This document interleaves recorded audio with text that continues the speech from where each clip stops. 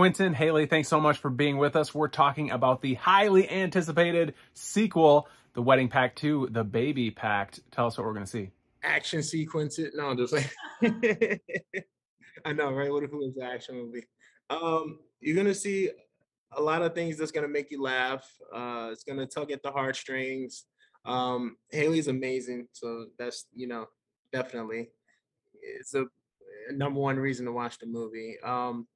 I recently, like last year, I watched the first Wedding Pact and became a fan of the whole, what do you call it, the Wedding Pact universe or whatever.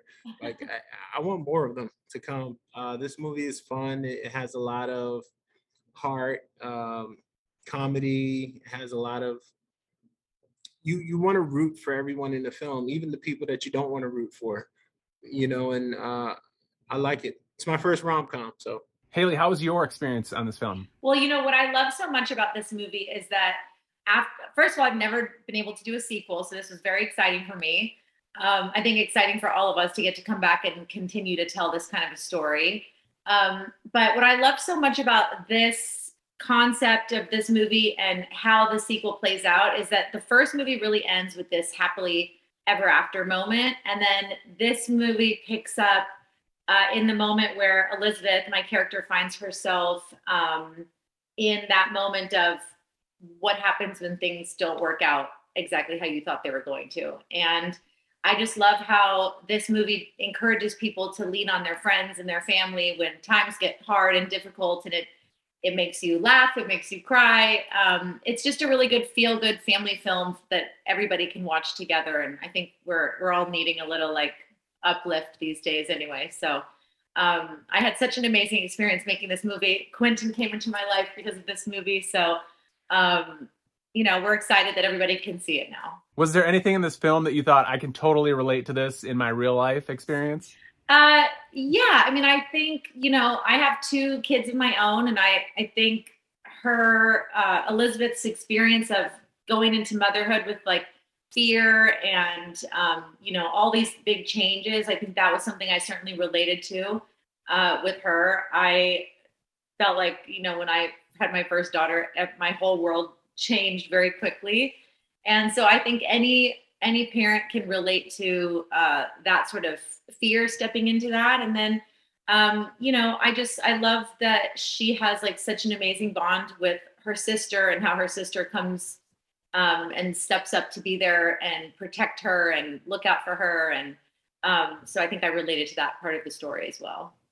You mentioned kind of future projects, Quinton. Where does it leave us? Are we going to see more of these films? That's the hope. It's up to, our writer director, Matt Berman.